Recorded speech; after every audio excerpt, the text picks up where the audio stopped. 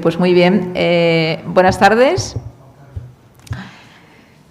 Buenas tardes a todos. Un placer, ¿no?, estar aquí compartiendo esta estupenda jornada, bueno, 2 jornadas, ¿no?, este encuentro sobre un tema que además a mí me suscitó mis primeras inquietudes, ¿no?, cuando hacía mi tesis doctoral aquí en Madrid. Por lo tanto, es un doble placer, ¿no?, por inquietudes intelectuales y por la estupenda mesa, ¿no?, que los organizadores han logrado reunir aquí, ¿no?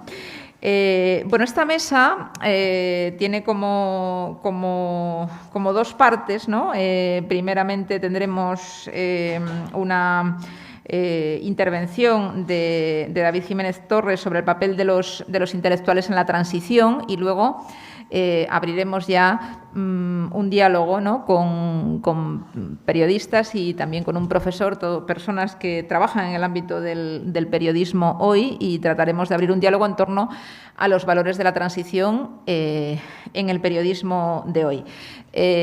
Mi idea es lanzar únicamente una pregunta a la mesa y luego permitir el diálogo con el público, que creo que a lo largo de la mañana, que ha sido muy densa, pues se veían ganas de participar. Por lo tanto, vamos a intentar, más en una mesa dedicada al periodismo, que así sea, ¿no?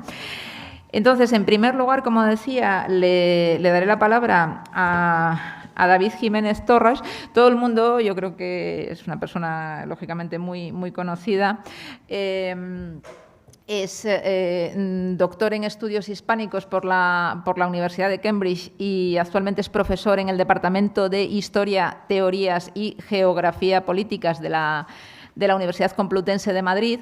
Pero bueno, yo diría que además de académico es desde luego un escritor reconocido, una persona que tiene una importante presencia en la esfera pública, no solo por sus ensayos, sino también ha escrito novelas. Es decir, tiene una producción, sobre todo teniendo en cuenta además su edad, una producción amplísima y de muchísima calidad, ¿no? Por citar algunos de sus últimos trabajos, el ensayo 2017, la crisis que cambió España, en el año 2021, en el año 2022, el mal dormir, y recientemente la palabra ambigua, los intelectuales en España, 1889-2019, ¿no?, que inspira, lógicamente, que es la base, ¿no?, de su intervención hoy.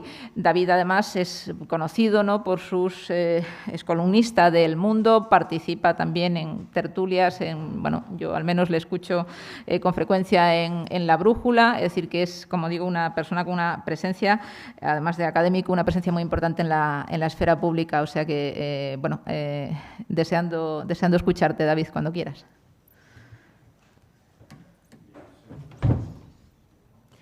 ¿No? ¿Ahora? ¿Ahora? Vale. Bueno, pues muchísimas gracias por esa generosa introducción, tras la cual, desde luego, lo único que puedo hacer es decepcionar. Y desde luego, muchísimas gracias a los organizadores del Congreso. Recuerdo muy bien el primer Congreso del Foro en Valladolid y sigo sintiendo que la labor del Foro de Profesores sigue siendo absolutamente necesaria, aunque evidentemente las circunstancias hayan cambiado, quizás no tanto como nos habría gustado, pero sigo sintiendo que el trabajo que hace el Foro de Profesores es muy importante y deseo que continúe, ¿no?, y que haya muchos congresos más como este. Efectivamente, mi idea era hablar durante unos 15-20 minutos sobre esto del papel de los intelectuales en la transición, más con la idea de centrarnos en qué nos puede enseñar sobre la propia transición y de qué manera esto luego puede servir para también plantearnos las cuestiones que vamos a hablar en la mesa, ¿no?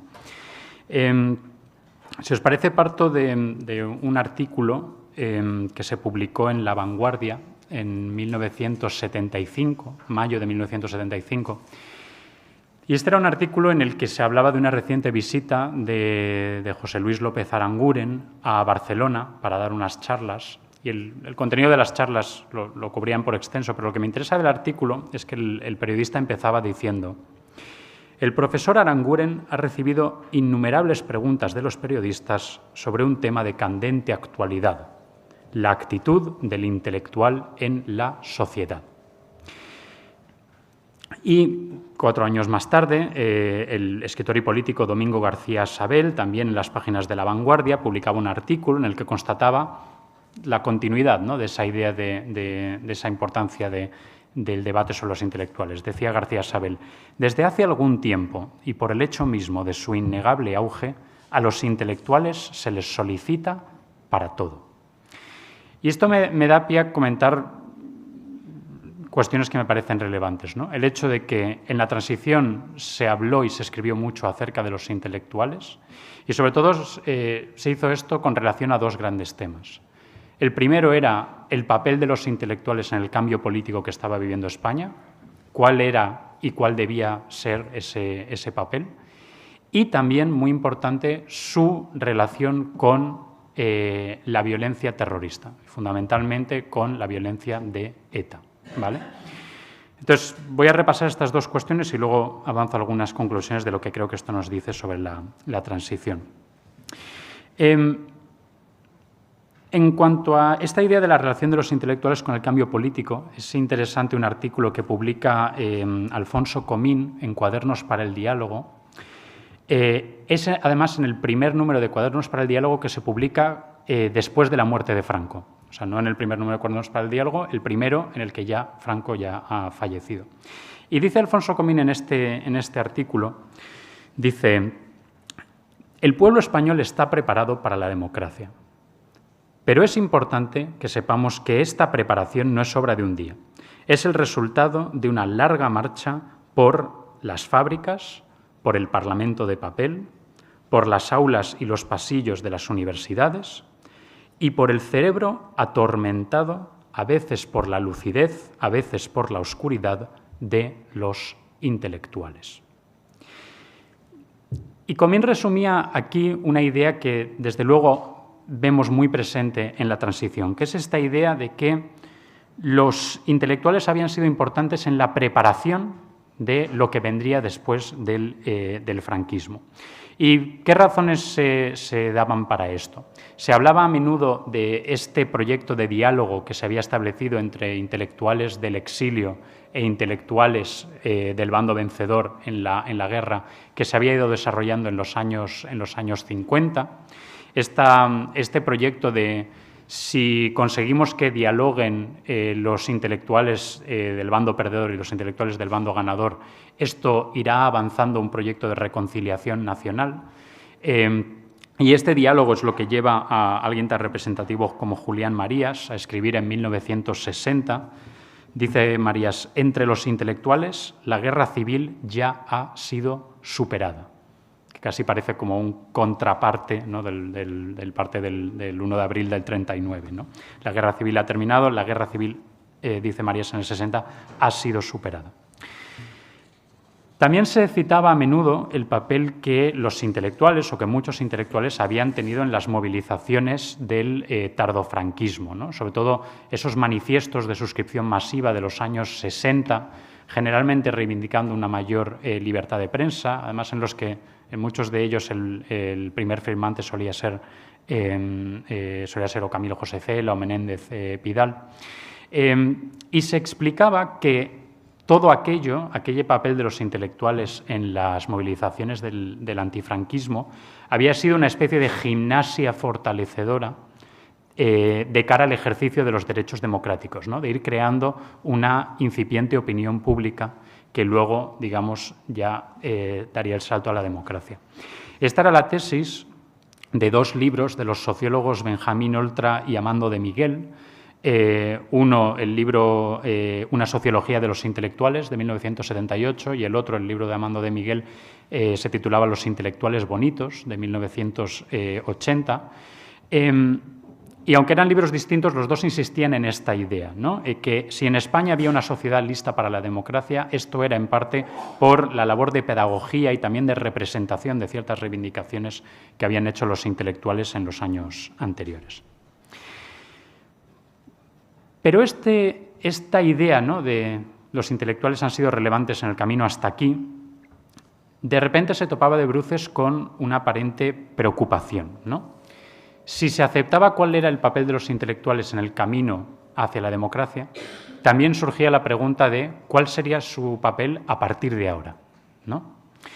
En este sentido es interesante un artículo que escribe Vázquez Montalbán en Triunfo en 1976, en la que él viene a decir que el intelectual español ha tenido su lugar, ¿no?, durante el antifranquismo, pero que ahora está siendo ya sustituido por los políticos de la democracia, ¿no? El intelectual en el antifranquismo lo que hacía era erigirse como tribuno del pueblo, pero ahora ya la gente puede votar a sus representantes. Entonces, esa labor de representación la van a hacer a partir de ahora los políticos, y además va a haber todo un nuevo estado cultural, ¿no?, con las consejerías de educación, Ministerio de Cultura, etcétera, que van a ser los que organicen la cultura. Y Vázquez Montalbán utilizaba la expresión de que esto significaba que los intelectuales habían quedado en el aire, ¿no? Utiliza esta imagen como de alguien que va, casi como los dibujos del correcaminos, ¿no? De repente va corriendo y de repente se le acaba por donde estaba corriendo y queda pedaleando en el vacío, ¿no? Además, es interesante que hay muchos autores que dicen que los intelectuales en democracia estaban a punto de enfrentarse con un escrutinio mucho más duro que el que habían encontrado en la dictadura. Y el argumento era que en una sociedad mucho más democrática, no solo democrática en términos de la estructura del Estado, sino de una mayor democratización en general de las relaciones sociales, una sociedad menos deferente hacia cualquier forma de autoridad también sería menos deferente con la autoridad del intelectual. Escribía García Sabel en 1979, asoma en el horizonte un comienzo de revisión crítica de las funciones del intelectual. Por un lado, ya no habrá para él desdenes ni ignorancias desde el poder, mas tampoco habrá preeminencias gratuitas, actividades pseudoproféticas, ni ademanes hipócritamente admonitorios. Y la tesis aquí era que los popes del antifranquismo iban a caer con el propio franquismo, ¿no? Esto también lo desarrolla Amando de Miguel, en su caso le parecía algo positivo. Decía, en este libro de 1980, escribe, durante los años del franquismo había que contener la tentación de criticar a los que tanto arriesgaban por defender una migaja de libertad. Bastante hacían. Pero todo eso ha cambiado. La normalización democrática quiere decir también que los críticos pueden y deben ser criticados. Y los que fuimos críticos del franquismo vamos a ser sometidos a juicio, al juicio de la opinión pública. Ligada a esta inseguridad, ¿no?, de cómo iba a tratar la nueva opinión pública democrática a los intelectuales, también vemos que hay un foco de debate recurrente que es cuál va a ser la relación del intelectual con los nuevos partidos políticos. Porque muchas personas a las que se llamaba intelectuales durante estos años entran en política o desempeñan cargos, algunos entran en candidaturas electorales. Tenemos otras figuras como Julián Marías, Cela, Martín de Riquer, José Luis San Pedro, Víctor de la Serna, que son senadores de designación real en la legislatura constituyente, ¿no? Hay un proceso mediante el cual estas figuras a las que se les llama intelectuales de repente participan en las estructuras de la nueva democracia. Y vemos que muchas figuras hacen preguntas de la militancia en partidos políticos o el participar en las instituciones, ¿esto no elimina necesariamente la libertad de crítica del intelectual? Esto es algo, el sociólogo Ignacio Sotelo, por su parte, si no recuerdo mal, muy vinculado luego al PSOE, él decía que efectivamente era así, que estar en un partido limitaba la capacidad de crítica del intelectual, pero él venía a decir que si el partido era el correcto, pues eso daba igual. Pero es interesante que la mayoría de la gente en realidad le daba la vuelta a la cuestión. El problema para ellos no era tanto la influencia que los partidos tendrían sobre los intelectuales, sino el efecto nocivo que los intelectuales podían tener sobre los partidos. Y además es una consternación que parece haberse sentido especialmente en la izquierda. Se argumentaba que las idiosincrasias de los intelectuales podían suponer un obstáculo a la hora de armar partidos lo suficientemente compactos y disciplinados como para alcanzar el poder. Aquí quizás resuena esta famosa frase de Pasionaria, ¿no?, cuando expulsan a Claudín y a Semprún del PC, cuando dice estos intelectuales con cabeza de chorlito. Pues eso que, si no recuerdo mal, es la expresión de Pasionaria en los años 50, lo vemos reaparecer, por ejemplo, en un artículo de Carlos Barral, en el 78, que dice: la izquierda está hecha de dos cosas: la violencia reivindicativa de las clases obreras, que le parecía bien, y la cháchara de los intelectuales. Y el problema, decía Barral, es que la cháchara es natural discordia. El historiador Javier Tussell era más sucinto, decía en una entrevista que el problema de la izquierda es que, literalmente, tiene en sus filas demasiados intelectuales. Y quizá fue por esta sensación, ¿no?, de que los intelectuales de alguna manera no encajaban o no encajaban del todo bien en la España democrática, que aparece en estos años un término que va a hacer fortuna, que es la definición del diario El País como el término era intelectual colectivo de la joven democracia española. El primero que describió a ese diario de esta manera fue Aranguren, lo hizo en un artículo de 1981 que se publicó, por supuesto, en El País. Y en ese artículo Aranguren lo que hacía era retomar una idea de Amando de Miguel de que Ortega y Gasset había sido influyente como un intelectual individual, ¿no?, con los escritos del propio Ortega. Pero la tesis de Amando de Miguel es que además Ortega había influido porque había creado todo este entramado periodístico y cultural, ¿no?, la Revista de Occidente, El Sol, etcétera, y la idea de Amando de Miguel es que eso había operado como un intelectual colectivo en la España de los años 20 y los años 30. ¿no? Y lo que decía Aranguren es que, bueno, aquí no hay un intelectual del rango de Ortega, pero sí tenemos un intelectual colectivo que es el País. O como escribía él, El País ha llegado a ser el intelectual colectivo empresarial de la España posfranquista. Nada más ni nada menos que nuestro gramsciano neocapitalista intelectual colectivo. Y más allá de lo que esto podía tener, evidentemente, de autopromoción interesada, ¿no?, de un medio concreto y de un colaborador de ese medio, a mí me parece interesante pensar en la prensa de entonces, medios como Cuadernos para el Diálogo, Triunfo, Cambio 16, luego Diario 16, Informaciones, Ya, Diario Madrid, es decir, toda esta prensa del tardofranquismo y de la transición, también como esta suerte de intelectuales colectivos que iban influyendo en distintos sectores de la opinión pública y preparándolos para la forma que iba a tomar el cambio político, ¿no? Y quizás esto es algo que podemos debatir ahora en la mesa, ¿no?, esta idea de hasta qué punto podemos hablar todavía de los medios escritos o radiofónicos o de la prensa, o la televisión como intelectuales colectivos, o si este término ya no tiene sentido, ¿no? Pero sí que, antes de hacer eso, sí que quiero repasar esta idea que os comentaba de que en la transición sabemos que la violencia terrorista es muy importante a la hora de influir en el devenir de la transición. Es difícil explicar el 23F sin el trasfondo de la enorme violencia que está ejerciendo ETA en los años anteriores, además de muchas otras consecuencias sociales y políticas, ¿no? Y esto es algo que también vemos reaparecer en los debates sobre los intelectuales.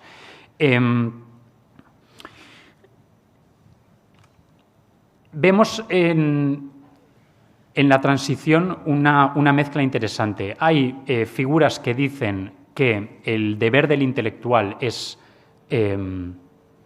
explicar a ETA y explicarlo sin valoraciones morales, sino sencillamente explicar cuáles son las raíces históricas y políticas de este conflicto, como lo llaman estos autores.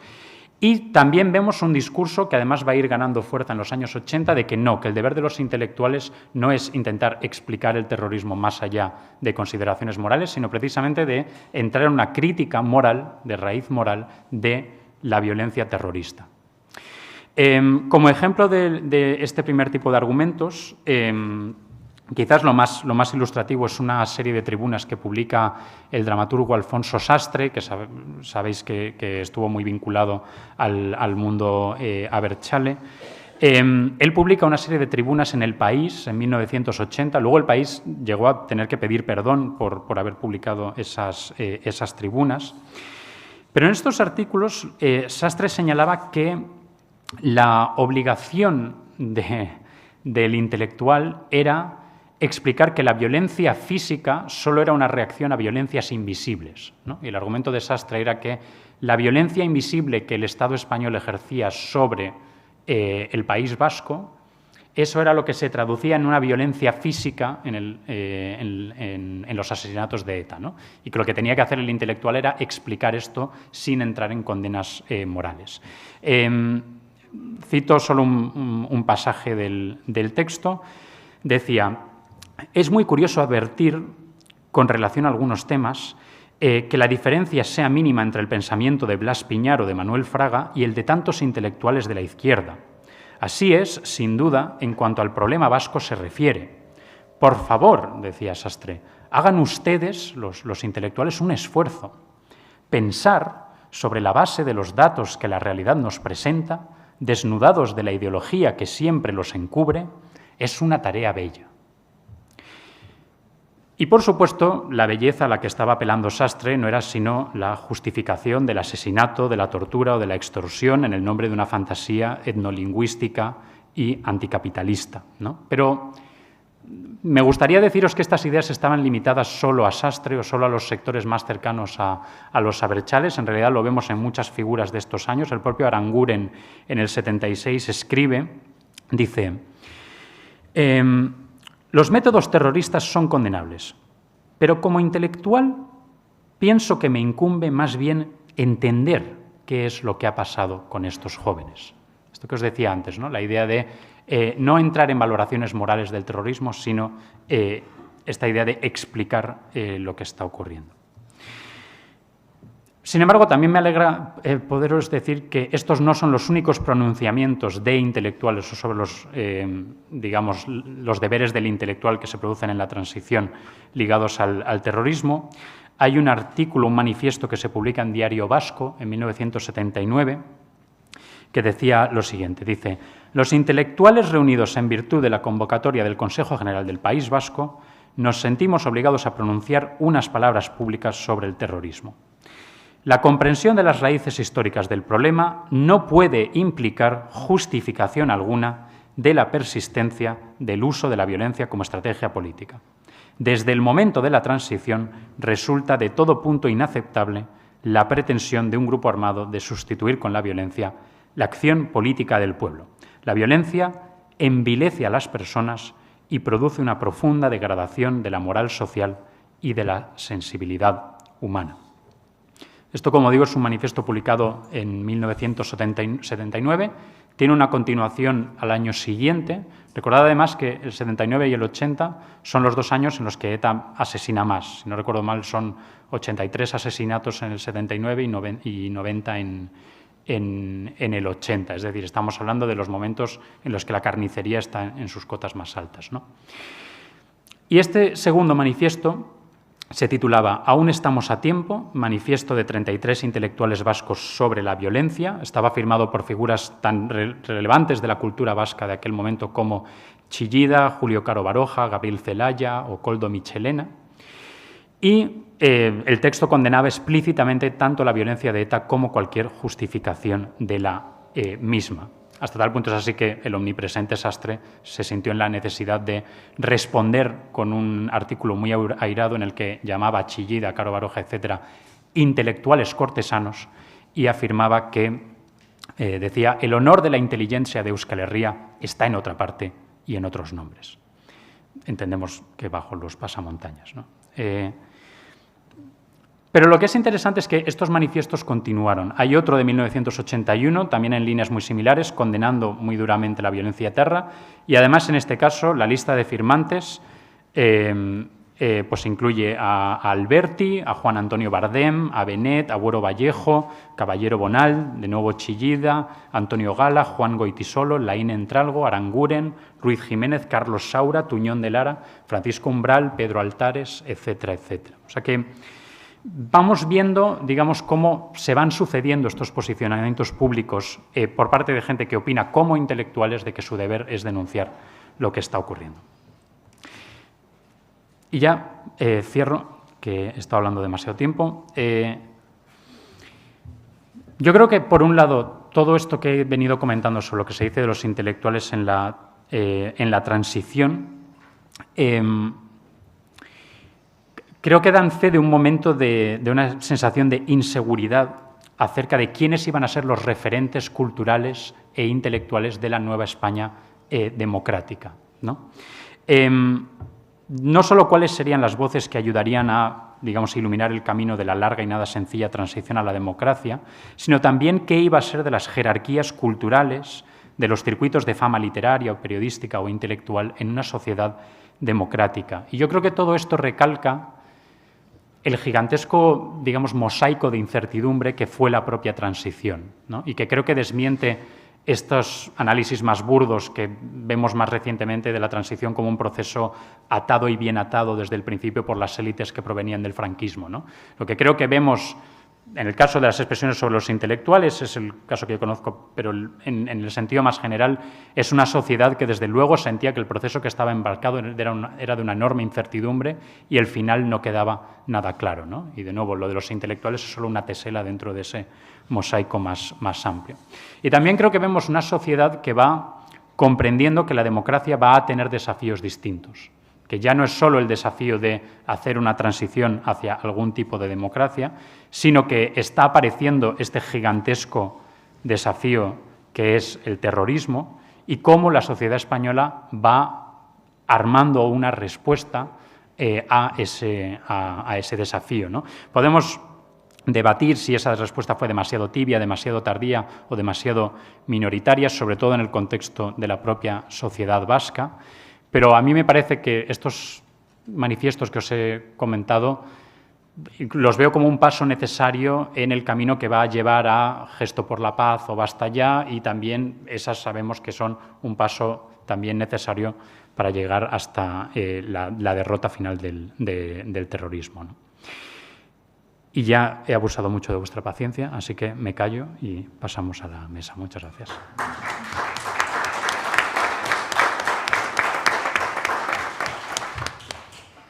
Bien, pues muchas gracias, David. Tomamos nota de esa pregunta que lanzabas, ¿no? Si se puede considerar a los medios hoy en día como intelectuales colectivos, pero bueno, la dejamos para después. Antes quiero presentar brevemente al resto de miembros de la mesa y lanzarles a todos ellos una pregunta, ¿no? para iniciar un diálogo. Empiezo por Rebeca Argudo, es periodista, escribe fundamentalmente en La Razón y The Objective, aunque también, por lo que sé, está preparando una novela, ¿no? Es decir, tenemos una mesa con personas que escriben mucho, ¿no? Además de periodistas y profesores, desde luego, creo que tenemos una especie de mesa de escritores, ¿no? También. Junto a ella está Jorge Bustos, subdirector del Mundo. Bueno, él lleva trabajando casi una década, ¿no? Desde 2015, creo, en Unidad Editorial. Ha sido jefe de opinión, una pluma, desde luego, muy incisiva, muy brillante. Y un tertuliano habitual, ¿no? Al menos que a mí me conste, en COPE, Telecinco y Al Rojo Vivo, al menos le vemos con frecuencia. Y aquí a mi izquierda está Álvaro de Diego, que es catedrático del Departamento de Periodismo y Narrativa de esta universidad. Como todo académico, una amplia trayectoria, aparte de las cuestiones de gestión, que suelen ser, al menos a mí, las que menos nos agradan, una amplia labor docente y también investigadora. Él ha investigado mucho sobre el franquismo y la transición, ¿no? Y entre sus libros, Las mujeres de la transición, 2008, El franquismo se suicidó, 2010, o La transición sin secretos, 2017. Bueno, por lo tanto, todo personas que ya sea desde el ámbito académico o periodístico, creo que pueden aportar bastante, ¿no?, a esta mesa. Yo, como estamos hablando de los valores de la transición, yo creo que cuando pensamos en la transición, esto ha quedado claro a lo largo de toda la mañana, pues uno piensa sin duda en esa idea de consenso, en esa idea de concordia, ¿no?, el célebre epitafio, ¿no?, de la tumba de Adolfo Suárez, la concordia fue posible.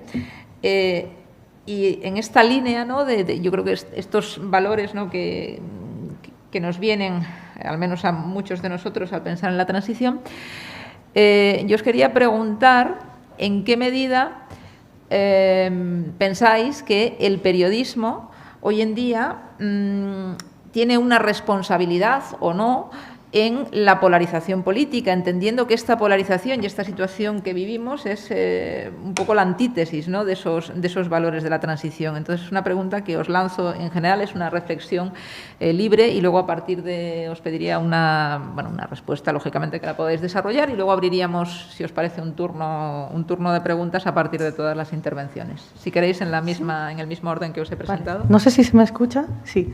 Bien. Gracias.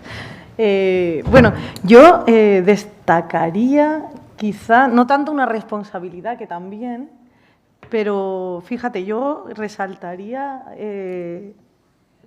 cierto olvido en un valor fundamental que quizá sí que enlazaría con esa polarización, porque creo que demasiado a menudo se nos olvida, y hablo también hablaré en plural majestático refiriéndome a los medios, pero me consta que mis compañeros y yo misma intentamos evitar esto, ¿no? Pero creo que nos olvidamos en muchos momentos de destacar uno de los valores que nuestra Constitución contempla como superior, junto a la justicia, a la igualdad y a la libertad, que sí que los tenemos todos muy presentes.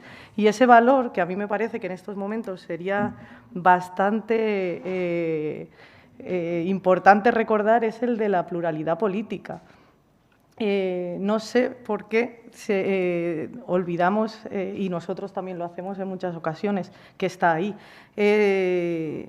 Lo vemos ahora continuamente en el sentido de incluso, pues hace poco el presidente del Gobierno, cuando se refería a la oposición como extrema derecha y derecha extrema, efectuando ese juego casi emocional, ¿no?, de colocar a la oposición en una parte negativa y colocarse él en la parte buena de la historia. Y creo que parte del problema es ese olvidarnos de que la pluralidad política es parte de esos valores superiores que defiende nuestra Constitución, y que creo que es uno de los pilares sobre los que la transición tenía sentido, porque se trataba precisamente de poder convivir en paz pensando diferente. Y parece que ahora queremos olvidarnos de ese, por llamarlo de alguna manera, derecho al olvido, que muchas veces nos han hablado, pues no sé, desde el profesor Pablo de Lora o Virgilio Zapatero, haciendo referencia a ese ejercicio que se hizo de ese pacto, de una frase que a mí me encanta, que es la de no hacernos daño con el pasado.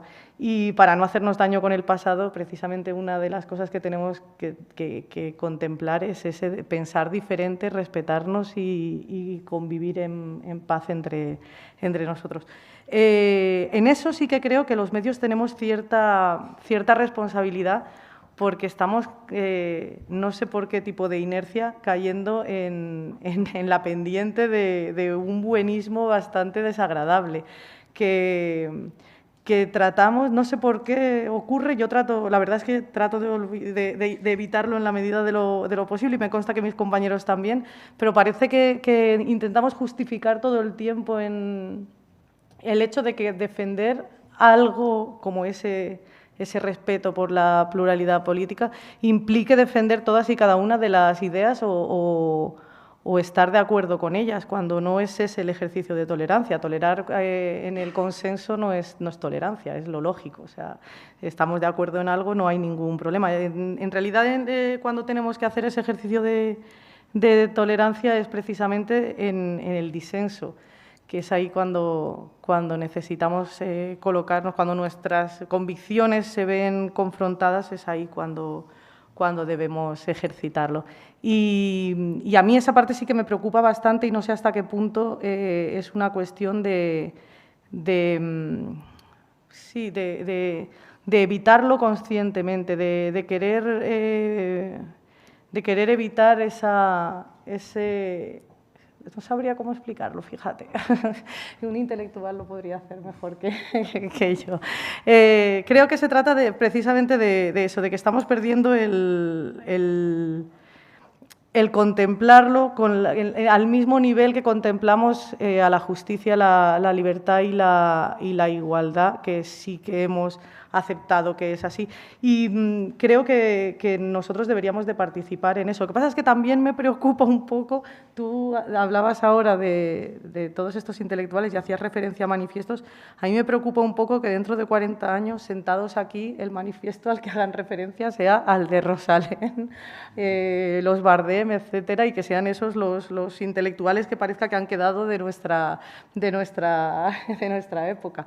Y me llama la atención también lo que a veces hemos hablado de cómo la palabra intelectual hermana con la palabra idiota, en el sentido de que parece que no es uno el que se contempla como tal, sino que son los demás los que te otorgan esa calidad.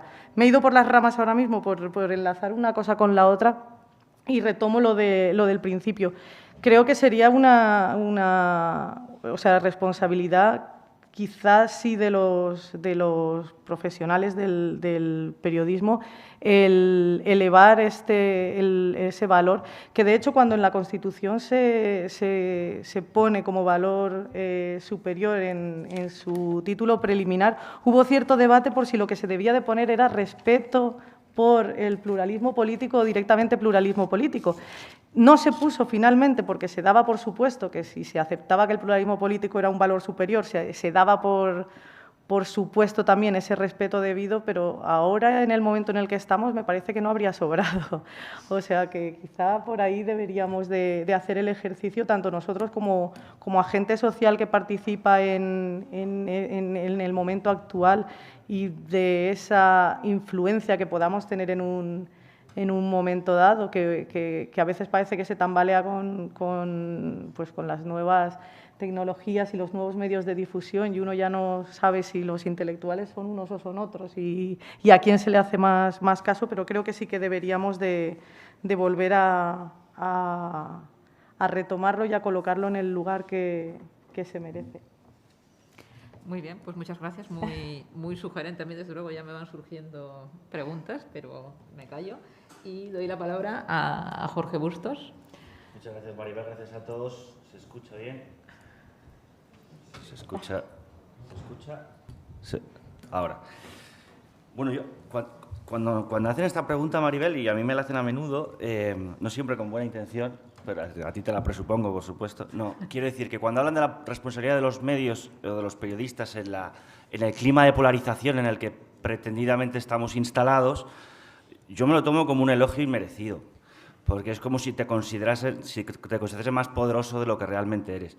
Desde la orilla de los medios de comunicación llamados convencionales, en realidad hay una lucha por la supervivencia en un sistema industrial que sabemos que está cambiando desde que Internet destruyó, digamos, el modelo de negocio que triunfó en los tiempos en los que era posible que esos intelectuales ganaran dinero escribiendo los periódicos y donde las grandes tiradas permitían que la propia carrera de intelectual o de periodista fuera incompatible con la precariedad, cosa que hoy no pasa.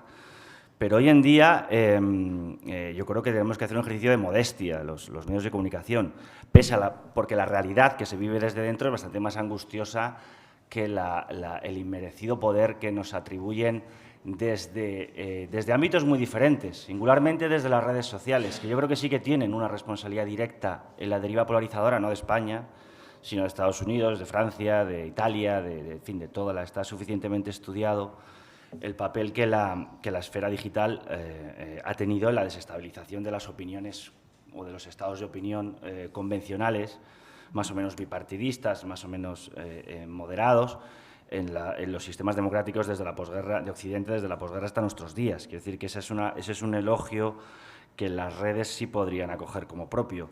Es decir, más que un intelectual colectivo, hoy hablaríamos, parafraseando a Javier Marías, de la estupidez organizada de las redes, ¿no? Para él, Twitter era un ejemplo de estupidez organizada, ¿no?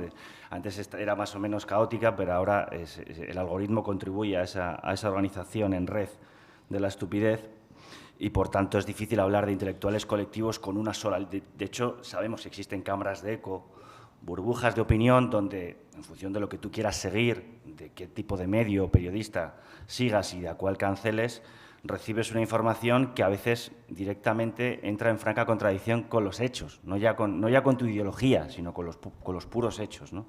En la pandemia vimos ejemplos bastante pavorosos de todo esto. Quiero decir que ahora no es posible una organización jerárquica de la influencia mediática en la sociedad, como si era posible en los tiempos en los que había una industria periodística sólida y vertical, ¿no? Donde los lectores recibían, se podían quejar con cartas al director, pero bueno, básicamente un puñado de medios de comunicación organizaban la opinión pública de un país. Esto hoy no es así, por tanto la responsabilidad, para bien o para mal, debe ser menor. Ya me gustaría a mí haber sido William Randolph Hearst, pero no es posible ya en 2023 serlo para nadie, para nadie. Hay mucha mitificación en las grandes cadenas de televisión, grandes periódicos, esto va en contra de nuestra propia mitología, pero creo que es honesto reconocerlo. Y al final diré una cosa que contradice esta misma irrelevancia o exculpación, porque hemos tenido un episodio reciente en la historia de España que ha demostrado que todavía los medios y los intelectuales siguen siendo decisivos. Pero yo creo que la sociedad, digamos, está menos polarizada de lo que lo está la clase político-mediática, por decirlo así, ¿no? Creo que la transición era exactamente al contrario. Creo que la transición, Maribel, tú has citado el epitafio de Adolfo Suárez, la concordia fue posible. Si se escogió ese epitafio, que yo he visto en la Catedral de Ávila, es precisamente porque no estaba claro que fuera posible. Es decir, porque la transición fue un periodo de violencia feroz. Fue un periodo, hoy la tenemos asociada, sobre todo las generaciones que no la vivimos, al cuadro del abrazo y a la concordia y a la reconciliación y al pacto y al acuerdo, ¿no? Esto dependía de las voluntades de los hombres concertados entre sí, hombres que venían de tradiciones ideológicas fratricidas. Por tanto, era fácil que descarrilara y había terrorismo, sobre todo de extrema izquierda, pero también de extrema derecha, matando a diario, empeñados en, digamos, resucitar los peores fantasmas. O sea, que si fue posible fue porque era improbable, en realidad, ¿no? Y si se celebra como un hito es porque no estaba destinada de una forma fatal a que se produjera, sino que dependía de las voluntades de los hombres. Y, por tanto, yo creo que fue posible también porque existía en la clase política de entonces un compromiso, aparte de una altura intelectual y moral, que hoy no existe. Pero a cambio hoy existe otra cosa opuesta, inversa, que es que creo que la sociedad no está reflejada por ejemplo, en la esfera digital a la que antes he hecho mención. Creo que ahí no está la sociedad. El director del Mundo suele hablar hay una expresión que tiene acuñada y que repite mucho en sus artículos de los domingos en El Mundo, que es la emoción ciudadana de centralidad. ¿Qué quiere decir con esto, Joaquín Manso? Que el que mejor interprete en el ciclo político en el que estamos inmersos ahora mismo este anhelo de restauración de la convivencia, de la normalidad, de la previsibilidad política, es el que se llevará los votos que permitirán abrir una nueva hegemonía política en España. Y en eso están, desde luego, el Partido Popular y, desde luego, el último avatar de Sánchez, que es de antes de ayer. No sabemos cómo será el dentro de 2 días, pero el de antes de ayer está claramente, desde luego, desde que tomó nota de lo que pasó el 28 de mayo, en un intento, en uno de estos ejercicios de mortadelismo sistemático que él practica, ¿no? Poniéndose el disfraz de moderado, porque ha detectado que ahora mismo hay una nostalgia en la sociedad española mayoritaria de bajada de decibelios, concordia, moderación, centralidad, este campo semántico, ¿no? Luego podemos entrar en la definición pura y dura de lo que significa eso, que no es una cuestión ideológica, sino casi una actitud ética, ¿no? Previa, prepolítica, por decirlo así, ¿no? Por tanto, bueno, las diferencias con la transición son muy diferentes, pero el destino debería ser compartido, debería ser el mismo, ¿no? Hay una teoría que tiene Arcadi Espada, que es provocadora como todas las suyas, pero también como todas las suyas hace pensar, que es, la cuenta en su último libro, que es un libro muy interesante de memorias de juveniles en el marco histórico-político de la transición española, y él dice que la transición fue un ejercicio de donación de las élites al pueblo. Es provocador porque retira todo protagonismo al pueblo en el proceso de la transición hacia la democracia, como si al pueblo español le hubiera dado igual 40 años más de franquismo que una democracia europea.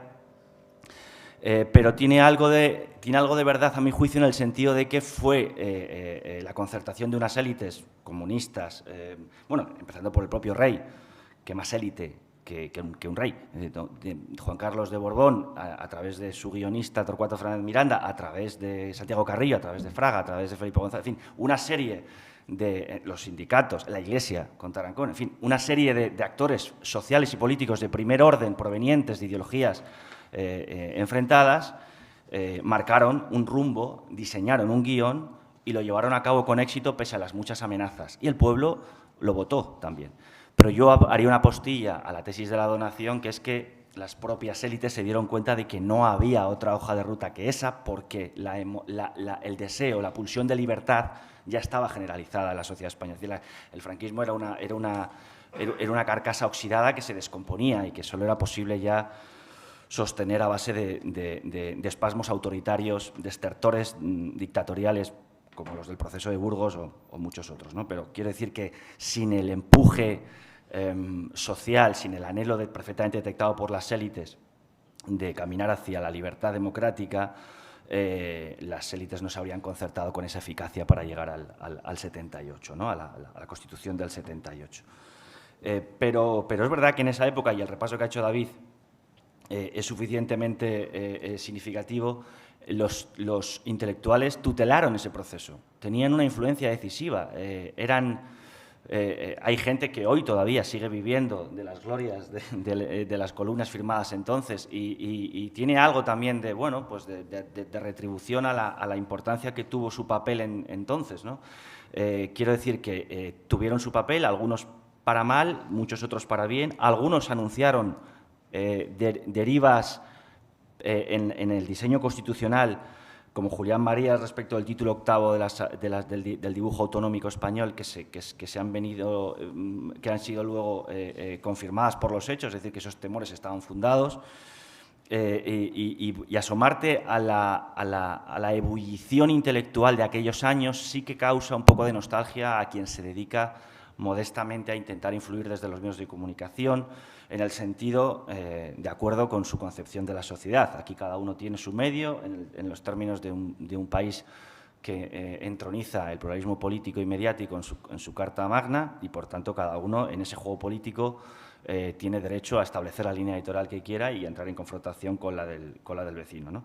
Pero ya termino, hubo un episodio reciente en la historia de España que demostró que no somos tan irrelevantes y que, por tanto, merecemos una apelación a nuestra responsabilidad como medios de comunicación a la hora de poner el acento en la división o de ponerlo en el consenso, ¿no? Y ese episodio fue el Procés, por supuesto. Quiero decir, el Procés, no solo el año 17 como tal, sino la preparación intelectual, argumental, que desembocó en los hechos sediciosos del otoño del 17, no se entienden sin actores políticos y mediáticos que moldearon a la sociedad catalana y la condujeron, y también a sus representantes autonómicos, al golpe de Estado del 17. Estoy hablando de TV3, estoy hablando de los intelectuales que escriben en la prensa catalana independentista, jugosamente subvencionada por el poder, en una especie de estructura de economía circular, por la cual el dinero que entra acaba engordando la voz del que sigue pensando que quien le da ese dinero debe seguir en el poder. En fin, conocemos muy bien cómo funciona ese tipo de dependencias ideológico-económicas, pero como ejemplo o como contraejemplo de la responsabilidad y de la influencia real que todavía la estructura mediática convencional y, por supuesto, acompañada de la infinidad de ejércitos digitales que ahora mismo sirven a los partidos políticos para moldear, influir, manipular o intoxicar a la sociedad, pues vale como ejemplo de que efectivamente es un papel que sigue siendo decisivo y que, por tanto, nos interpela a la hora de responder de lo que escribimos, de lo que decimos en televisión o en radio, de lo que editorializamos. Es decir, tenemos todavía una influencia. Muchas veces las redes sociales se comportan de forma parasitaria respecto de los medios convencionales y, por tanto, esa responsabilidad sigue viva. No sé cómo será el ecosistema mediático de 2040, no sé si habrá periódicos, cómo serán, si habrá televisiones o escaletas de radio, pero en la España de 2023 todavía los medios de comunicación tienen una influencia decisiva y, por tanto, una responsabilidad aparejada. Muy bien, pues muchas gracias. Yo creo que lo que has dicho es perfectamente compatible, ¿no? Que son dos análisis que se encuentran, ¿no? Yo veo muy compatibles ambas cosas. Sí que querría matizar que, bueno, yo cuando formulaba la pregunta no la formulaba por comparación de lo que fue en realidad, digamos, el periodismo en la transición y el periodismo hoy, en la medida en que no había en la mesa personas, ¿no? o profesionales de entonces, sino que me quedaba más bien con la idea o sea, yo cuando hablaba de consenso, de concordia, es un poco la idea que ha quedado al margen de la complejidad, de lo complejo que fue el proceso, que ahí coincido completamente contigo, y esta mañana, de hecho, yo creo que ha habido unas intervenciones de Otero Novas magníficas en este sentido, introduciendo matices, ¿no? Que yo creo que es lo que hace la gente que se acerca con rigor a procesos tan complejos, ¿no? Introducir matices que son me parece que muy necesarios, ¿no? Y como académicos o sea, tenemos una especial obligación, tanto los académicos como los periodistas, de introducir esos matices, ¿no? Muy bien, bueno, pues entonces, en último lugar, le doy la palabra a Álvaro de Diego, cuando quieras. Bien, muchas gracias, Maribel. Yo estoy completamente de acuerdo contigo. El papeleo es lo peor de la universidad. Y esto me va a saber bastante a poco. Bien, trataré de no ser muy prolijo. Yo la verdad es que quería cambiar un poco el foco, porque entiendo que en gran medida, continuando con el símil estudiantil, y como decía Talleyrand, el ausente es siempre el que se equivoca. Esta mesa no es ejemplo sino de cosas buenas y de comprensión adecuada de lo que debe ser el consenso, los valores plurales y el espíritu en el mejor sentido de la transición. Pero yo creo que en general el periodismo ha sido muy subsidiario de la política. Quiero decir que si la clase política ha sido el principal agente en la democratización, creo que es el principal protagonista en la transición democrática, también ha sido la clase política, con las honrosas excepciones que todo el mundo puede imaginar, la principal causante del enrarecimiento del clima general. Creo que la clase política de la transición no era una clase política angélica, no era la Arcadia ni mucho menos. Había políticos procedentes del Consejo de Ministros de una dictadura y habría igualmente personajes no muy lejanos de lo siniestro que habían cometido cuestiones poco edificantes durante los años anteriores, pero que, sin embargo, se comportaron a la altura de las circunstancias. Y probablemente lo que se viene a decir, primero habría que conocer bien el periodo y, por tanto, hay muchas de las claves del periodo de la transición que no se conocen bien y que pueden ser polémicas, pero no desacreditan el conjunto del cambio, no lo desacredita, desde luego, entre otras cosas, pues que, por ejemplo, la democratización no partiera de la sociedad civil, sino que partiera de la clase política. No lo desacredita que el protagonismo inicial de la transición lo tuvieran los alevines del franquismo, no lo desacredita.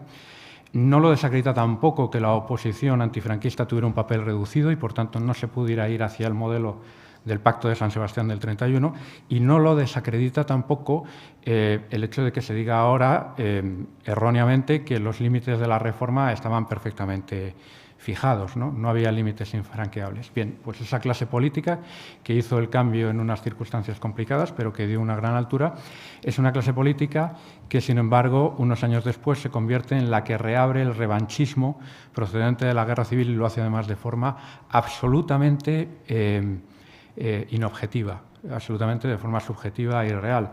Es decir, si citamos incluso, pues citar nombres concretos, se produce en el periodo del presidente Rodríguez Zapatero con el principio de las leyes de memoria y, por tanto, la revancha, podemos decir, de los nietos de los combatientes de la guerra civil, ni siquiera los protagonistas, ¿no? Bien, esto yo creo que es una de las claves de todo el proceso, es decir, la prensa muchas veces va a rebufo de lo que hace la clase política y con honrosísimas excepciones, aquí tenemos algunas bien significativas, pues recorren el camino inverso, es decir, todas estas cuestiones que muy someramente he repasado antes y que dan idea de un cambio que, como ha dicho Jorge Bustos, por inesperado, pues fue sobre todo más exitoso, por referente. Es decir, ahora llegamos a una situación en la cual, desde amplios sectores, el referente de los modelos de transición no es España, mediante un proceso acordado entre las élites de la dictadura y la oposición, sino que el referente es Argentina. El referente son otros países donde se hace vía ruptura, ¿no?, con todo lo que esto supone, ¿no? ¿Esto en qué tiene origen? A mi modo de ver, si la política durante la transición consolidó lo que ya en la sociedad civil existía, es decir, la reconciliación de los españoles, y por tanto se llevó desde el nivel de calle, utilizando la expresión de Adolfo Suárez, al nivel de política, la reconciliación que ya existía, ahora se ha hecho al revés, es decir, una reconciliación que nunca ha desaparecido se está tratando de torpedear desde el nivel político. Lo decía hace relativamente pocos años, nunca el Parlamento español ha estado más poblado de enemigos de la transición. Y estar poblado de enemigos de la transición no significa otra cosa que ser contrario a nuestro modelo acordado de democracia. Un modelo acordado de democracia que gozó de un consenso excepcional como no había habido en toda la historia de España. Es decir, habría que remontarse a las Cortes de Cádiz del 12 y, desde luego, la Constitución del 12 no tuvo nada que ver en cuanto a consenso, en cuanto a acuerdo, en cuanto a extensión y respaldo de lo que tuvo que ver la Constitución de 1978 con todas las posibles deficiencias, obras perfectibles propias de la obra humana que apareje, ¿no? Bien, realmente, por tanto, muchas veces la situación es mucho más compleja. Estoy de acuerdo completamente con lo que se acaba de decir. El escenario no es del monopolio de intermediación de la opinión pública, es decir, los medios ya no están solos, están las redes sociales. Las redes sociales muchas veces no son ejemplo de concordia, de acuerdo, de pluralismo y demás, sino todo lo contrario. Y la posición muchas veces de los medios es una posición que va siendo cada vez más minoritaria en cuanto a la fijación de la agenda y la fijación de las prioridades. Pero en todo caso creo que hay a veces un apego bastante orgánico de una gran parte de la prensa a determinados sectores que cada vez son más mayoritarios en la política. Y en este sentido, bueno, pues cuestiones que hace unos años no serían de recibo, pues hoy prácticamente aceptados hoy con una mórbida conformidad y una paciencia franciscana. Es decir, si hace 25 años, por ejemplo, nos hubieran dicho que en unas listas de un partido político van a aparecer unos condenados por terrorismo, bueno, pues la verdad es que la reacción no ha sido todo lo esperable que uno esperaría al respecto, ¿no? Si nos hubieran dicho, por ejemplo, que el socio del Gobierno, y temo ser polémico con esto, es un socio que desde su obra intelectual, vamos a decirlo de esta manera, en la universidad, han sido los principales defenestradores de la obra política de la transición, incluso son los que ponen de ejemplo, porque esto se puede rastrear en sus obras, al mundo Abertzale como el verdadero descubridor del secreto, presunto secreto que tenía la transición, como la continuación del franquismo por otros medios, bueno, pues creo que vuelvo a remitirme a lo mismo, es decir, a la mórbida conformidad, a la paciencia franciscana que se tiene en una gran parte de sectores, por otro lado reconciliados y por otra parte plurales, respetuosos, tolerantes de la sociedad española, ante una serie de cosas que procede de la clase política y que son, a mi modo de ver, moralmente difícilmente admisibles. Muy bien, pues muchas gracias. También todo a mi juicio aportaciones desde luego complementarias. Bueno, yo por supuesto tendría preguntas, pero quiero primero dar la palabra al público. Tenemos además un margen de casi media hora, ¿no? Luego nos iremos a tomar un café, pero me gustaría que, bueno, personas que además me consta que se han quedado antes con ganas de participar, ¿no? puedan formular preguntas. Por lo tanto, abrimos un turno de preguntas. Adelante, por favor.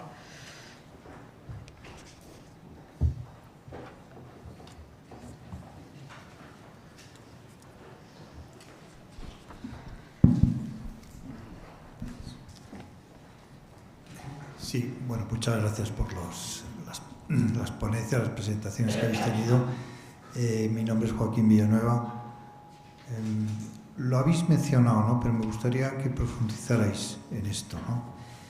Es evidente que la transición, bueno, habéis dicho que los políticos no eran algo angelical, pero bueno, yo diría que era lo mejor de la sociedad.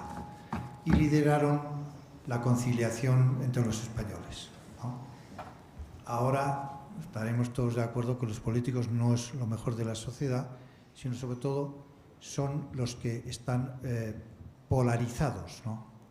Entonces, esa polarización está ya también en la sociedad. O sea, ¿España es un país polarizado o España es un país de españoles perplejos que miran a los políticos de una manera casi, yo diría que dan pena? Decir, bueno, ¿por qué están polarizando si nosotros no estamos polarizados y nosotros sabemos convivir, trabajar, ser vecino de gente que no piensa como yo? ¿O no? ¿O ya realmente esa polarización en la política ha pasado, ¿no? Ha permeado en la sociedad y entonces podemos decir que España es un país polarizado? Lo habéis mencionado dos de vosotros, pero me gustaría que se pudiera profundizar, si es posible. Gracias. ¿Quién? ¿David? Yo es que... Yo confieso que me cuesta, digamos, responder a la pregunta en el sentido de que nunca sé dónde acaba el pluralismo y empieza la polarización. Es decir, me cuesta realmente saber qué aspectos de que estemos discutiendo son sencillamente un pluralismo sano y cuáles ya entrarían en una dinámica, no sé, destructora de la democracia, ¿no? Porque creo que también aquí a veces el problema de la transición es que la transición, por su propia naturaleza, era un periodo excepcional. No hay tantos momentos en la historia de un país en los que hay un auténtico cambio de régimen, ¿no? Entonces, claro que los valores de la transición, o podemos considerar la clase política de la transición como que tomó decisiones admirables, pero también era en un contexto de absoluta excepcionalidad, que es un cambio de régimen, ¿no? Es creo que un poco difícil que sería como si las virtudes que algunos soldados demuestran en la guerra les pidiéramos que lo siguieran demostrando en todos los años siguientes de su vida, ¿no? En los tiempos de paz. Y mientras que la gente en tiempos de paz, pues no, por suerte no les pedimos que sean héroes, ¿no? Sino que sean pues la gente corriente que somos todos, ¿no? Entonces, hay algo de la banalidad de la polarización de hoy en día que no sé si realmente es la señal de que algo está yendo mal. Quizás es sencillamente que esto es cómo funciona una democracia pluralista, ¿no? Que muy pocas veces es muy edificante, pero eso no significa que vayamos a acabar o sea, veo, por ejemplo, mucho en Estados Unidos se habla, hay encuestas que demuestran que hay estadounidenses que creen que en los próximos 10 años en su país va a estallar una guerra civil. Y es que creo que a veces nos pasamos con las metáforas. Aquí Javier Rodrigo, que ha escrito muy bien sobre esto, dice una guerra civil no es una metáfora. O sea, es la consumación de una quiebra tan profunda y una quiebra que no es solo dos personas enzarzadas en Twitter, que es una quiebra, por ejemplo, de que las fuerzas del orden se partan en cuanto a qué legitimidades responden, ¿no? Me estoy enrollando un poco, pero es que problematizaría un poco hasta qué punto el comportamiento de la clase política de la transición o el tipo de consenso que hubo de la transición realmente es posible mantenerlo en una democracia como la que tenemos ahora.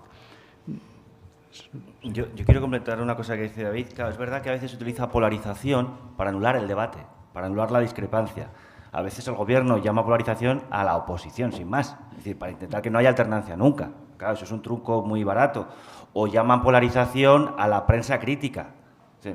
Entonces, claro, un momento de la historia de España donde no había nada de polarización existió, eran las cortes franquistas.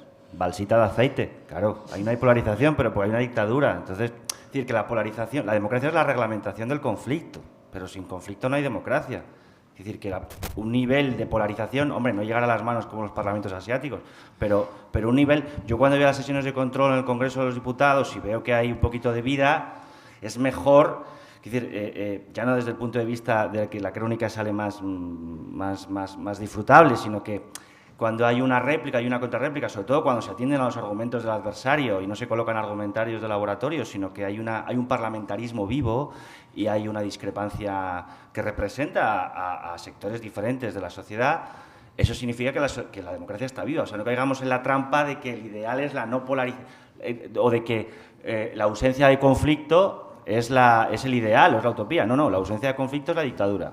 Ahí no hay conflictos. Pero todo ejercicio democrático conlleva, bueno, otra cosa es que ordenemos el debate y que haya unas líneas rojas que no estemos dispuestos a traspasar, y yo sí creo que efectivamente en los últimos años se han traspasado algunos de los límites que eran deseables y que no pasaba hace 10 años, ¿no? Que se asumen cada vez, hay más diques rotos y se corre un poquito más la frontera de lo admisible en la vida política española, pero creo que eso... y luego hay una cosa que ha dicho David, precisamente sube, y también Álvaro, esto de que ahora hayan nietos de la guerra civil van desapareciendo políticamente, ¿verdad? Pero que cuestionaran la transición y que inventaron un partido político en torno a la impugnación del 78 trae causa de que precisamente hay una nostalgia de épica, de que llegaron tarde a la historia de España. Yo he escrito alguna vez que Pablo Iglesias, por ejemplo, es un hombre que vive intelectualmente en el año 36, pero porque le da rabia que la historia se hiciera sin él. O sea, él se encontró con que la democracia ya estaba hecha. Y él no puede... Claro, hay una nostalgia de épica muy grande de un revolucionario cuyo mayor acto de revolución es comprar al campo en un país primermundista donde todas las libertades están garantizadas y sus niños tienen sanidad pública universal y gratuita. Entonces, esto es muy poco heroico. No permite colgar a Mussolini boca abajo, pero, hombre, es bastante disfrutable una vida así. Es decir, que hay también en estos jóvenes revolucionarios, también en Cataluña, en el independentismo, y es verdad que hay una representación como nunca la ha habido. Un tercio del Parlamento no pronuncia la palabra nación ahora mismo en el Congreso de los Diputados, que no había pasado antes.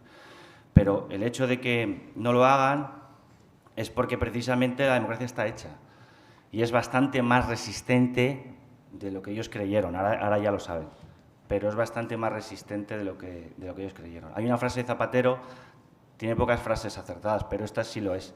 Le dijo a Pablo Iglesias, cuando Pablo Iglesias estaba en el apogeo de su, digamos, potencia mediático-política, le dijo: Pablo, la democracia te cambiará a ti más de lo que tú podrás cambiar la democracia. Y efectivamente, yo creo que es un padre de familia burgués perfectamente, homologable a cualquier otro español de bien, es decir, más allá de sus ideas políticas o de sus derrotas, ¿no? Pero quiere decir que la democracia resiste los embates de la nostalgia revolucionaria con bastante, y también en Cataluña, ¿no?, con bastante firmeza, y eso es algo que debemos agradecer a los padres de la Constitución. Álvaro, ¿te importa si Gracias. Yo creo que si te refieres a polarización como esa crispación exacerbada, que creo que es por donde iba la pregunta, yo creo que la identificamos todos, pero la identificamos en sectores muy concretos. O sea, la identificamos en la política, que se ha vuelto agria y que parece que no hay espacio para un diálogo sano, para esa discusión en la segunda acepción, que es el de poner en común un asunto y sacarlo adelante entre varias personas. Parece que no es posible. Entonces, es cierto que esa polarización la detectamos, y creo que la detectamos todos en la política, la detectamos en las redes, la detectamos incluso en la prensa, donde parece que se ha hecho, la figura del periodista activista parece que se ha hecho fuerte, y que entonces no solo hay que informar o no solo hay que dar la opinión, sino que hay que hacerlo muy convencido, muy crispado y sin admitir disidencia de ningún tipo, por mínima que sea. Pero yo creo que en la calle eso no ocurre. Entonces, me parece que eso habla muy bien de nosotros como sociedad, pero habla muy mal de nosotros como alguien que se enfrenta a las nuevas tecnologías, como alguien que se enfrenta a su trabajo cuando es en los medios, como alguien que se enfrenta a su trabajo cuando es en la política. Creo que hay cierto nivel de de coraza a cuando dejamos de ser nosotros con nuestro nombre y apellido y hacernos responsables de esa conversación. A mí no se me ocurriría ir por la calle insultando a nadie ni porque piense diferente, ni mucho menos. Y yo me puedo sentar, y creo que todos nosotros, con gente que piensa distinto, tomarnos una cerveza y hablar y ponernos de acuerdo hasta cierto punto. Entonces, me parece que es que ni nos refleja como sociedad en realidad ahora mismo nuestros políticos, ni nos refleja como sociedad las redes, ni mucho menos, y me gustaría que nosotros como medios fuésemos capaces de dar una imagen más aproximada de lo que somos todos nosotros en la calle. Entonces, quizá ahí sí que habría algo de responsabilidad, independientemente del alcance luego de nuestras palabras. Yo quería añadir nada más que la mejor prueba de todo, yo creo que no hay polarización en la sociedad española, es precisamente la desafección hacia la clase política. Si observamos, y hablo un poco de memoria porque no he visto los últimos barómetros del CIS, pero las instituciones más valoradas en España, sería bastante controvertido decirlo, ¿no? Pero son las procedentes de la dictadura. ¿Por qué? Porque son las que han hecho mejor la transición, las que mejor han cambiado. Y al final encontraríamos la corona, Felipe VI me refiero, claro, últimamente, las Fuerzas Armadas, la Guardia Civil, la Policía. Es decir, eso es un indicativo de la desafección hacia la clase política, y yo creo que la todavía relativo distanciamiento con respecto a la polarización en la sociedad española. ¿Hay más palabras? Bueno, adelante. Sí. Hola, Alberto Ibáñez del Foro. Bueno, yo quería hacer una reflexión y luego una pregunta. La reflexión es ¿por qué los intelectuales pintan menos? Yo creo que primero porque no juegan la batalla de la divulgación en comparación con el mundo anglosajón, quizás porque los sexenios esto no lo valoran. Y segundo, porque me contaban que cada día se publican 100 columnas, ¿no?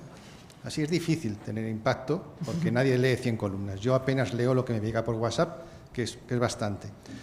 Y hay una pregunta ahí velada a los medios, y es que si realmente, a mí me ha pasado, pero no voy a decir dónde, donde la reflexión en los columnistas no se busca la reflexión, sino la actualidad. Eso también implica que es difícil formar a la sociedad cuando la actualidad te come, ¿no? La otra parte es quién crea la opinión pública, ¿no? Y ahí quería, bueno, preguntaros, ¿qué opináis? Porque evidentemente los intelectuales ya no.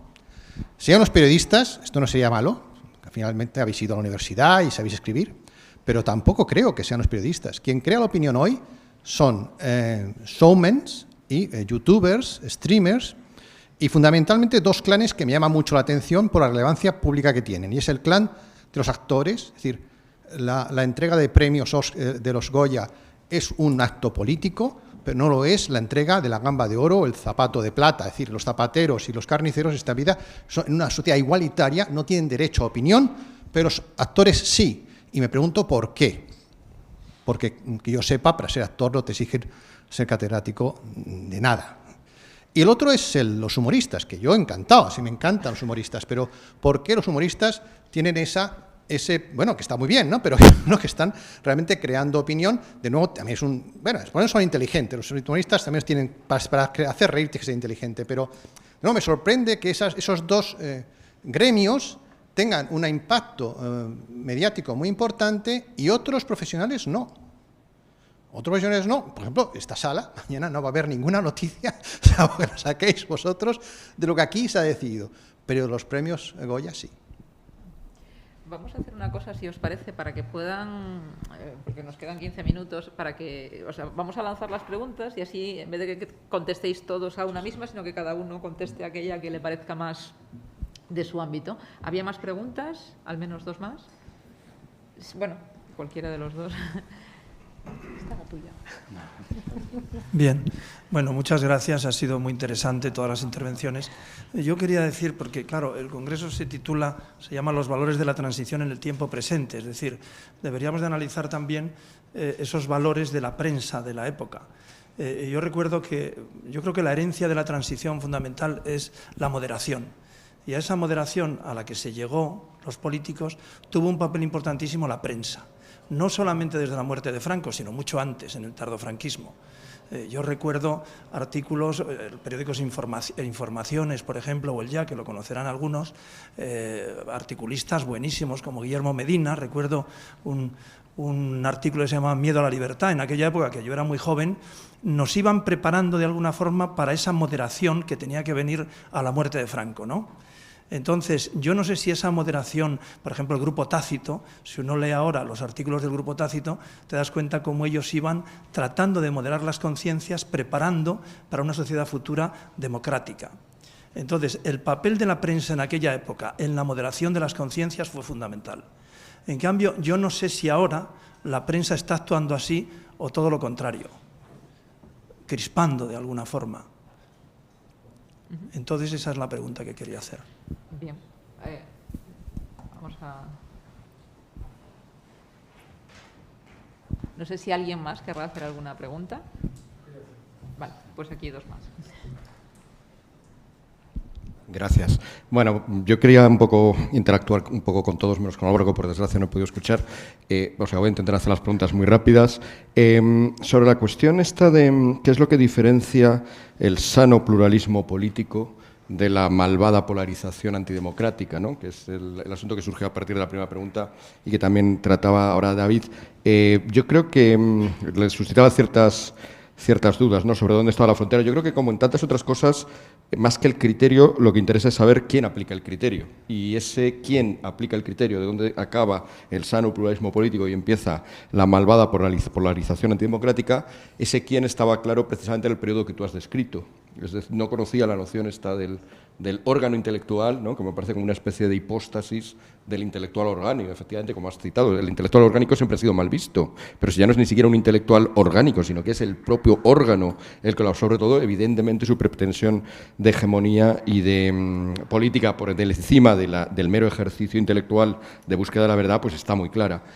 Una parte de esa hegemonía yo creo que sin duda es esta, la de ser capaz, la de tener la hegemonía suficiente como para decir dónde acaba el sano pluralismo político y dónde empieza la malvada polarización. El País, por ejemplo, que es de hecho el que blasonaba a través de Aranguren de ser esto, en El País cabían posturas bastante distintas sobre el asunto que tú has tratado, sobre la propia cuestión del terrorismo, ¿no? Ahí escribía Sádava y escribía Sabater con posturas antagónicas, pero bueno, eso estaba permitido y otras muchas cosas, todo lo que no correspondía a la nueva cultura, pues eso, made in prisa, progre, más o menos vinculada al partido que a partir del 82 llega al poder, el PSOE, estaba fuera. O sea, ese es el territorio permitido, el coto permitido de sano pluralismo político, mientras que lo que quedaba fuera es la malvada polarización. Esto se ha acabado y no ha sido sustituido, no hay un nuevo quién.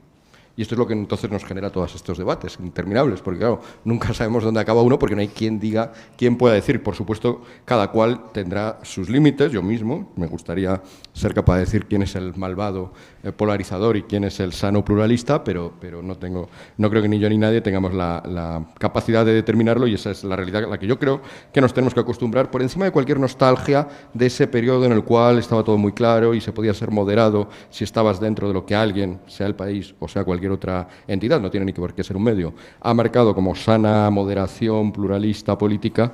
Yo creo que eso no va a tornar por eso, porque falta ese quién. Rebeca, la frase es muy curioso, alguien del público quizá lo habrá notado, la frase que has utilizado de no utilizar el pasado como para hacernos daños es una frase que también ha sido esencial en mi charla de esta mañana, y se ha notado que los dos habíamos compartido un seminario en el Colegio de Bolonia hace justo un año, ¿no? Un año y poco más, y se nos ha visto totalmente de dónde venimos. Pero yendo a la cuestión de esta que... Te pediría, por favor, sí, porque perdón. hay varias preguntas y... Vale, muy rápido. La cuestión esta de la polarización que decías, hay unos ámbitos donde sí que la hay, ya te he dicho, el periodismo, las redes, la política, y luego hay otros en los que no. Si en el fondo, si nos fijamos, todos esos ámbitos que has descrito son ámbitos de dramatización, son ámbitos de exposición. Y entonces eso no es sorprendente. Siempre un actor de teatro siempre ha hablado con voz más alta que el señor que estaba en la butaca y hablaba bajito. Siempre se ha expresado de una manera, a veces hasta histriónica, y por lo tanto en ese sentido tampoco habría, no sé, tanta novedad, simplemente que es que ahora hay muchos más actores, muchos más teatros, muchos más escenarios. Por eso es más abrumador, pero tampoco habría tanta novedad. Y por último, ya muy corto, referentes a algo, bueno, quería decir varias, pero me voy a centrar en una. También con esta cuestión de la polarización, referente a lo que ha dicho Jorge.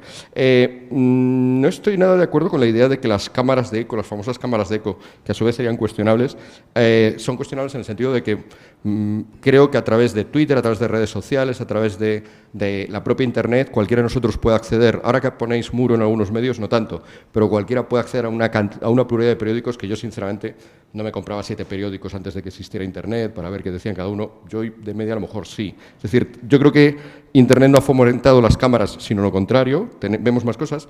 Lo que pasa, y esta es la tesis para mí fuerte, es que eso justamente es lo que ha generado la polarización. Y termino con un experimento.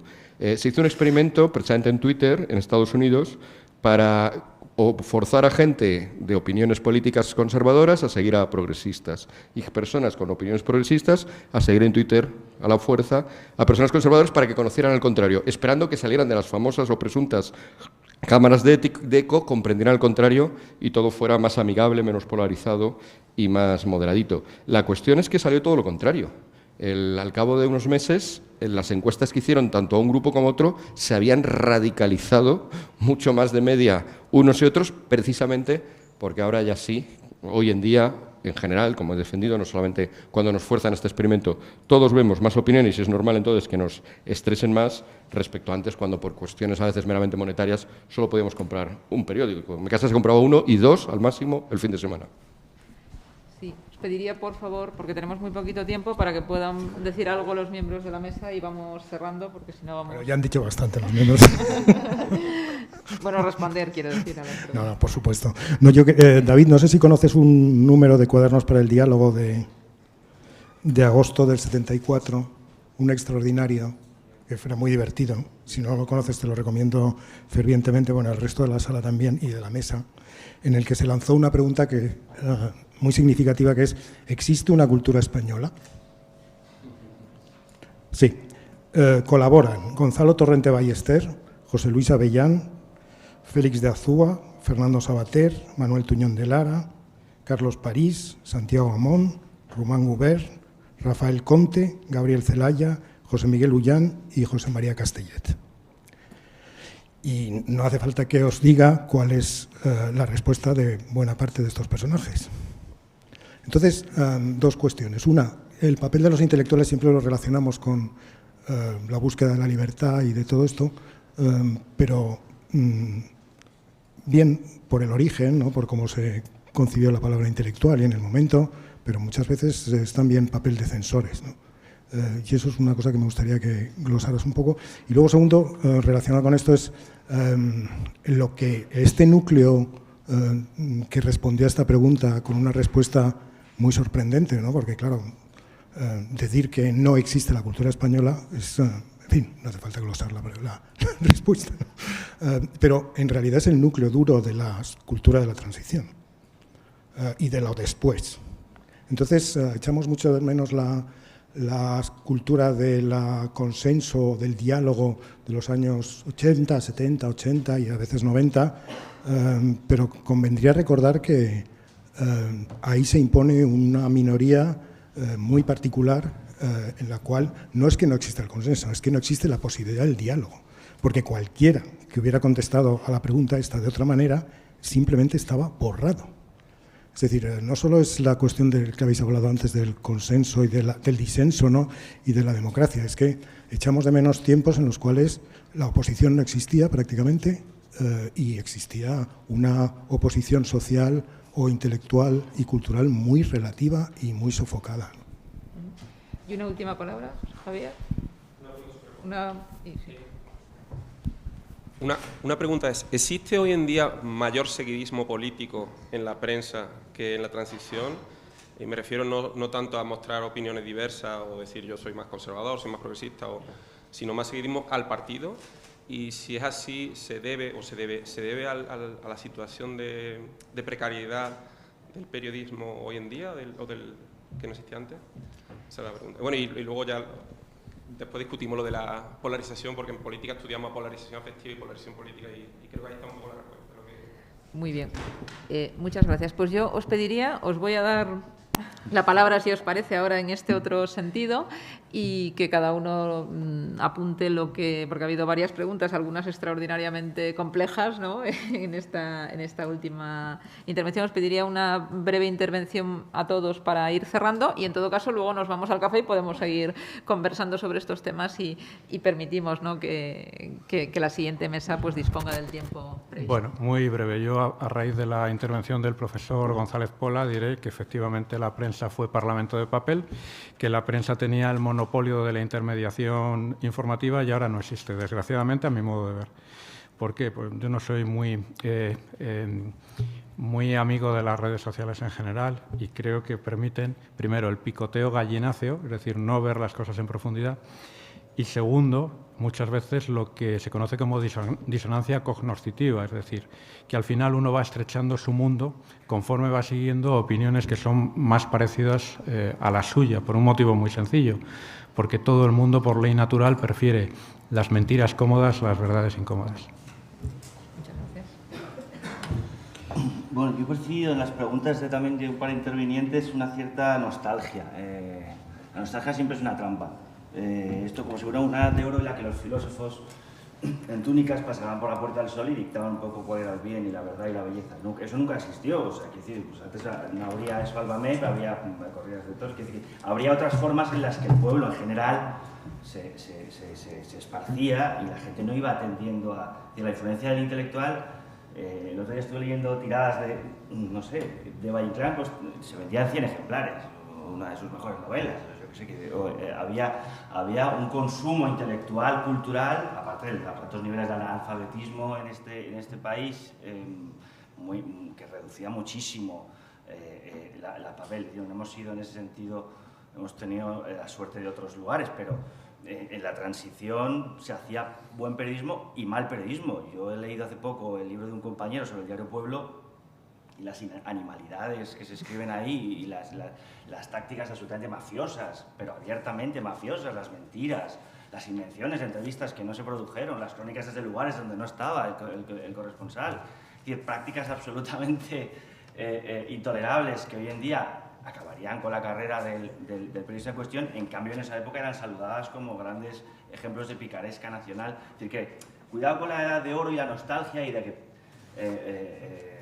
que parecemos guiados por humoristas y no dudo que tengan una influencia, por lo menos en un sector que nunca va a leer prensa ni tampoco va a leer nada demasiado sesudo y que probablemente es gente que la que no se podrá llegar desde tribunas intelectuales, pero eso no significa que la influencia esté rendida a un infotainment, pero porque también las instituciones crean opinión. Y los bancos crean opinión, y las empresas crean opinión, y los gobiernos, por supuesto, crean opinión. La industria audiovisual es una de ellas, pero hay muchas formas, hay muchas instancias de poder. El deporte, las estrellas deportivas crean opinión. Es decir, hay muchos liderados de opinión. Y efectivamente yo creo que sería absurdo intentar consolarnos por la pérdida de la hegemonía, de la influencia, como si en algún momento hubiera estado residenciada exclusivamente en Ortega y Gasset. Yo creo que tampoco en la época de Ortega y Gasset Ortega aspiraba a influir más allá de su tertulia y de los periódicos de los amigos, porque esa masa social de los años 20 no estaba pendiente de las tribunas de Don José, o sea que la nostalgia siempre tiene sus trampas. Respecto de lo que me decías, Quintana, a ver, yo creo que el algoritmo es la clave de este asunto, o sea que el algoritmo se diseña para que repliquemos lo que nos gusta. Es decir, hay un fenómeno biológico que ya no es...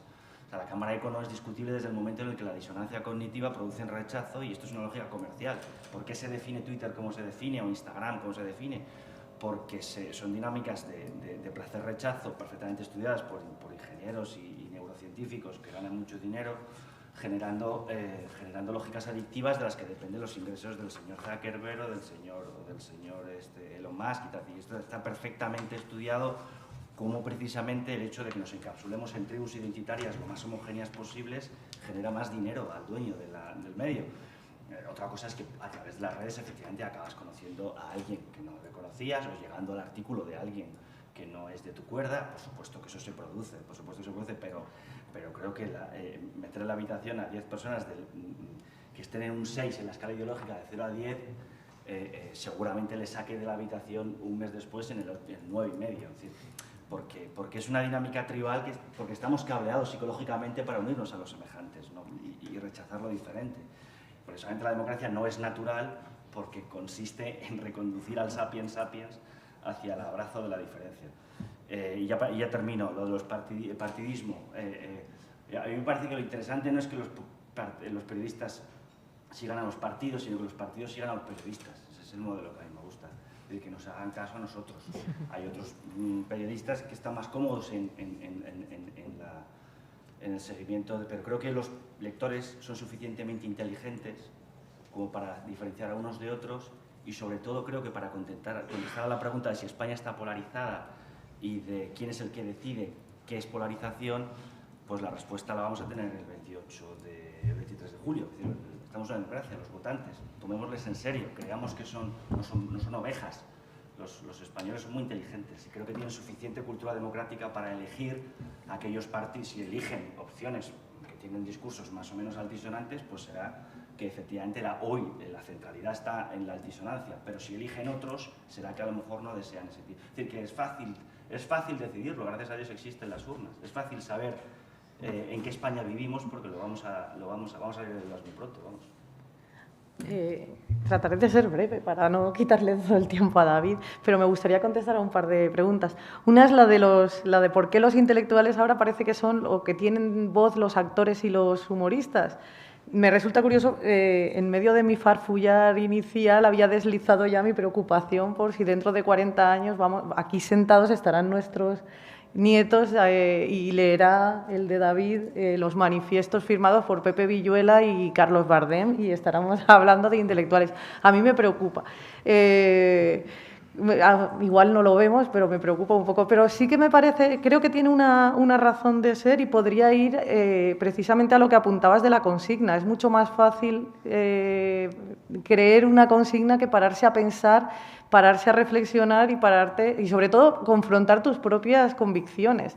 O sea, hay que hacer ahí un ejercicio para poder hacerlo. Entonces, supongo que es mucho más fácil decir yo con Pepe Villuela a muerte y firmo este manifiesto horrorosísimo y mal escrito y ya está. Entonces, no sé si habla muy bien de nosotros, pero yo creo que por ahí iría la cosa. Tú me decías, Miguel Ángel, lo de que siempre el actor ha sido el que hablaba más fuerte. Es cierto, pero quizá había un pacto que ahora ha volado por los aires. Y es que antes nosotros no éramos protagonistas, no era protagonista. Ahora parece que cualquiera, quizá por esa facilidad para que todos seamos no solo receptores de información, sino también emisores, pues como que ha gustado el oírnos alto, ¿no? Y entonces a lo mejor ahí sí que lo tenemos y cuando bajamos a tierra somos menos histriónicos. Yo no sé hasta qué punto eso, y quizás esa parte es la que me preocupa, es que dentro de ese saltar por los aires el pacto, y que ahora ya todos podemos ser el que tiene protagonismo, aunque sean esos 3 segundos en redes, lo que me preocupa, fíjate, no es tanto ese ansia de protagonismo, sino que eso sea demasiado satisfactorio y entonces pasemos por alto el revulsivo. Quiero decir, antes parece que esa empatía de la que se presume y que lleva a que todos nos demos golpes en el pecho y todos seamos estupendos y gritemos más fuerte y no solo nos posicionemos nosotros en la parte buena, sino que señalamos muy fuerte que el otro está en la mala. A mí lo que me preocupa de esa actitud es que esa empatía de la que hacemos gala, ¿no? Antes, me voy a poner nostálgica y me va a reñir Jorge, pero yo creo que lo bueno de la empatía precisamente es como revulsivo, que sea el paso previo a una acción, a mí esto, o sea, siento empatía por ti, voy a hacer algo para arreglarlo. Ahora no, ahora la empatía es el fin último. ¿Por qué? Porque esa empatía me trae mucha satisfacción, que es la de que digo muy alto que yo soy bueno y que tú eres malo, y es la que nos hace sentir. Entonces, a mí esa parte es la que me preocupa mucho de ese convertirnos todos en la tramoya. Y en cuanto a lo del servilismo en el periodismo, solo te quería apuntar que yo no diría que todo el periodismo ahora es servil, pero para mí hay un punto de inflexión que me serviría para identificarlo con un icono, y fue el momento en el que Iglesias hace sentarse a los periodistas a su alrededor para hablar con ellos. A mí me parece que ahí ese era el momento en el que se rompe un puente que no debería de haberse roto nunca. Es que vamos ya fuera de tiempo. Vale, pues brevemente 4 un poco, frases. sí. Primera frase. Creo que no deberíamos olvidar las dificultades que hubo en los 70 y en los 80 para publicar ciertas informaciones sobre el rey y también las dificultades que encontró un medio en concreto para publicar las informaciones del GAL, cuando pensamos en las diferencias de servilismo entre antes y ahora. Hay un libro estupendo que responde a las cuestiones que ha planteado usted. El único problema es que lo he escrito yo, pero es este libro de la palabra ambigua, sobre esta idea de cómo ha cambiado la influencia de los intelectuales, en el que también señalaría que la influencia de los intelectuales en el pasado puede ser la de Sabater, pero también la de Alfonso Sastre, y entre que la opinión la dicte Rosalén y que la dicte Alfonso Sastre, creo que me quedo con Rosalén. Y luego también una pregunta que os bueno, sí, por responder, no hay un nuevo quién, y entiendo que es mejor así, ¿no? O sea, precisamente esa descentralización de quién es el que dice esto sí y esto no, esto es estupendo. Tienes toda la razón, José María, en lo de los intelectuales como censores, y me parece una acuñación muy feliz. Yo creo que la pregunta es pensar, bueno, ¿qué es más representativo de la cultura española de la transición, los artículos de Julián Marías o las pelis del landismo? ¿No? Yo creo que también cuando hablamos de cómo miramos el pasado, a veces se recuerda mejor la alta cultura porque entra en los cánones y entra en los planes de estudio. Las pelis del landismo no, pero a lo mejor marcaba más la mentalidad del español medio que iba a votar esas películas que los artículos, las tribunas que se publicaban en los medios. Bueno, pues muchísimas gracias a todos. Disculpad, nos hemos alargado un poquito más.